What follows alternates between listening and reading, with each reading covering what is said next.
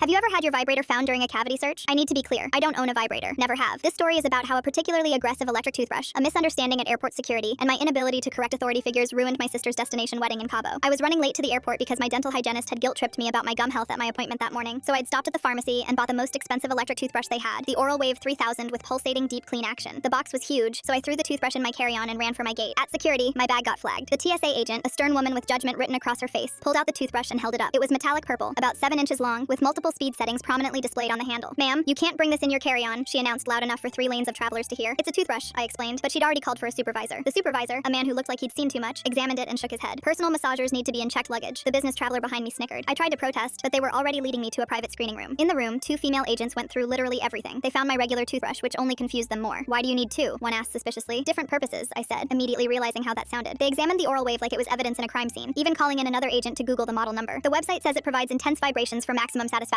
the agent read from her phone. I grabbed it and scrolled down. "Satisfaction and plaque removal. Look at the picture. There are teeth." But the damage was done. They'd already documented it as a personal item in their report. They eventually let me board, but not before the entire D terminal had seen me arguing with TSA about my vibrating toothbrush. The flight attendant gave me knowing looks. The mother next to me switched seats with her husband, moving her teenager away from me. Even the pilot seemed to smirk when I walked past the cockpit. At my sister's resort in Cabo, word had somehow already spread. My cousin Brittany had been on the same flight and live tweeted the entire security incident. The hashtag toothbrushgate was trending in our family group chat. My sister was mortified. Her new in-laws were conservative people from Vermont who already thought our family was too much, and now they had confirmation. During the rehearsal dinner, my future brother-in-law's father stood to give a toast and said, "We're glad everyone could make it through security to be here." The entire room erupted. My grandmother, who doesn't even know what Twitter is, somehow knew the story and kept offering to take me shopping for proper toiletries. But the worst part came during the actual wedding ceremony. Mexican customs had apparently flagged my name from the TSA report. Right as my sister was saying her vows, 2 uniformed officers walked in and asked to speak with me about the contraband item I'd tried to smuggle in. They'd confused the reports and thought I was part of some international vibrator smuggling ring. I had to leave my sister's ceremony to explain to Mexican authorities, with a translator, that the Oral Wave 3000 was for dental hygiene. They made me demonstrate the proper brushing technique. One officer took notes. The translator kept using words I'm pretty sure didn't mean toothbrush. By the time I got back, my sister was married, and I'd missed everything. The photographer had captured the exact moment the officers approached me. My sister, in her beautiful dress, looking confused. The groom, frozen mid-vow. My parents, mortified. And me, holding my clutch, as 2 officials gestured at me. That photo made it into the wedding album because the photographer thought it was atmospheric. The next morning, the resort's dentist knocked on my door. Word had spread that I was some sort of dental hygiene enthusiast who'd risked international incidents for better gum health. He wanted to know if I'd speak at a local dental conference about the importance of proper brushing. I said yes out of pure exhaustion. So I spent the last day of my sister's wedding week giving a presentation to 30 Mexican dentists about electric toothbrush technology using my confiscated Oral Wave 3000 as a prop. They gave me a certificate of appreciation and a year's supply of floss. The certificate is now framed in my bathroom, right next to my regular, non-vibrating, non-suspicious manual toothbrush. My sister still hasn't forgiven me completely, though she admits the story has become legendary at dinner parties. The Oral Wave 3000 was eventually returned to me with a formal apology from TSA and a note saying they'd updated their training materials. I use it every night, and yes, my gums have never been healthier. Last month, I flew to my cousin's wedding. At security, the agent looked at my license, paused, and said, "Oh, you're the toothbrush lady." They waved me through without checking my bag. I'm still not sure if that's a good thing or a bad thing, but at least I made it to that ceremony on time.